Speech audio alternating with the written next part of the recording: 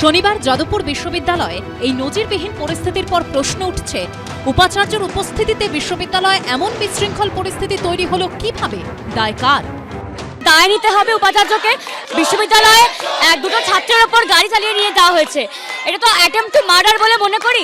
ফলে বিশ্ববিদ্যালয় থেকে যেন ব্রাত্য বসুর গ্রেপ্তারির এফআইআর করা হয়, সেটাও আমাদের দাবি। সোমবারও যখন বিশ্ববিদ্যালয় উত্তপ্ত, তখন অন্তর্বর্তীকালীন উপাচার্য বাড়ি থেকেই বেরোলেন না, জানালেন তিনি অসুস্থ। যাদবপুরে ছাত্র ধর্মঘট চলছে এবং তারই মধ্যে আমরা রয়েছি যাদবপুর বিশ্ববিদ্যালয়ের অন্তর্বর্তীকালীন উপাচার্য ভাস্কর গুপ্তের বাড়িতে। ভাস্কর বাবুর এই অবস্থা আমরা দেখতে পাচ্ছি, তিনি অসুস্থ এবং আমি সরাসরি ভাস্কর বাবুকে যাব। ভাস্কর বাবু, বিশ্ববিদ্যালয়ের ছাত্ররা বলছে আপনি না আসা পর্যন্ত গেট খোলা হবে না, আপনাকে জবাব দিতে হবে। আপনার কি অবস্থায় আছেন? আপাতত আমাকে ডাক্তার বলেছেন বিশ্রামে সম্পূর্ণত কোনো অ্যাক্টিভিটির মধ্যে না থাকতে। মানসিকভাবে তারা প্রচণ্ড চাপ পড়ে এবং আমার ব্লাড প্রেশার প্রচণ্ডভাবে বাড়তে থাকে। মানসিকভাবে নিশ্চয়ই খুবই আঘাত পেয়েছি। সবার মধ্যে কিন্তু আমি মঞ্চে বসে ছিলামও না কখনো। একটা একাডেমিক সেমিনার হয়, সেই সেমিনারে ওরা আহ্বান জানিয়েছে।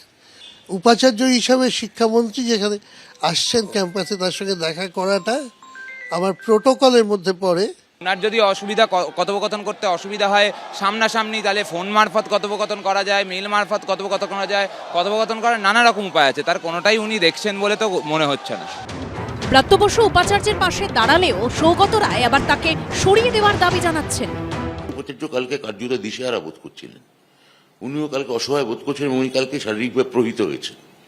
যে একটা কঠিন পরিস্থিতি যে ফেস করতে পারবে না, সেরকম লোককে রাখার কি অর্থ থাকতে পারে?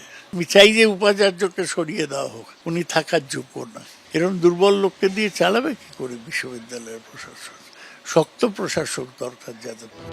অন্তর্বর্তী উপাচার্যের গলায় আত্মপক্ষ সমর্থনের সুর শোনা গেলেও বিশ্ববিদ্যালয়ের পড়ুয়াদের একাংশ তাঁর আচরণে বেজায় ক্ষুব্ধ।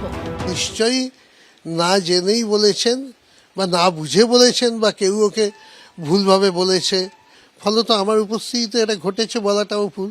একজন ভিসি, তার তো দায়িত্ব ছাত্রছাত্রীদের সুরক্ষাও তার দায়িত্ব। ওনার তো কর্তব্য সেখানটায় থেকে সেই বিষয়টাকে দেখা। উনি থাকেননি, উনি আরও ভুলভাল কথা বলেছেন। ফলে আমার মনে হয় যে সৌগতদা যেটা বলেছে সেটা একদমই ঠিক বলেছে। সব মিলিয়ে যাদবপুর কাণ্ডে তোলপাড় গোটা রাজ্য। কৃষ্ণেন্দু অধিকারী ও হিন্দলদের রিপোর্ট, এবিপি আনন্দ।